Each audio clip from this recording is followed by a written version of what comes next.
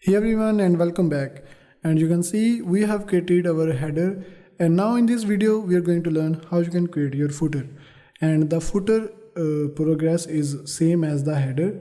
So you need to go to dashboard and now go to this area element kits and then simply click on header footer. Now create a new and change this one to footer. Change the type to footer. Change the condition to entire site. Turn on the activation, click on save changes. Now again edit your footer with Elementor. Simply click on edit content. Now let's start designing our footer. So I'm going with 4 columns, and in the first column I'm going to add an image and I'm going to select the logo, and again I'm going to change the background color to black like this. Now I'm going to add a heading and change this one to important links.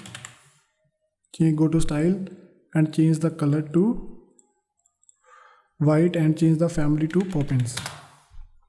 Now I'm going to change the content alignment to left, and let me duplicate and paste it right here. Change this one to other like this. And now I'm going to add an icon list.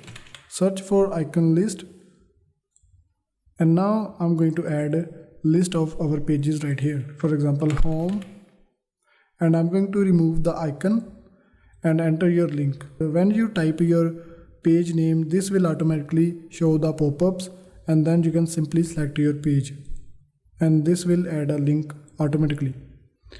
Now let's add a new item, features. Now let's type feature, select your page. Now let's add a new item, pricing. Start typing your page name and then select your page like this. Now in the style, go to text, change the color to something like this and change the typography to Poppins. I think this heading is a little bit too bigger. Let me decrease the size. Now I'm going to copy and then paste the style. Now I'm going to copy the icon list and paste it right here. And again I'm going to change this one to blog. Search for blog.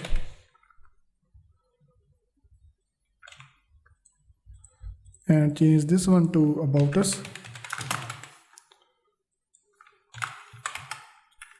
Change the link text to about us. Change this one to contact us.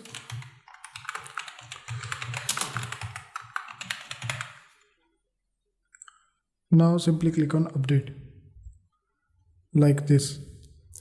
And now let's add a sub footer. You can simply create a new section, and then I'm going to copy, paste it right here. Go to style, change the background color to black. Now I'm going to select this heading, change the alignment to center and make it as all rights reserved. And in the style, let me change the typography to something like this.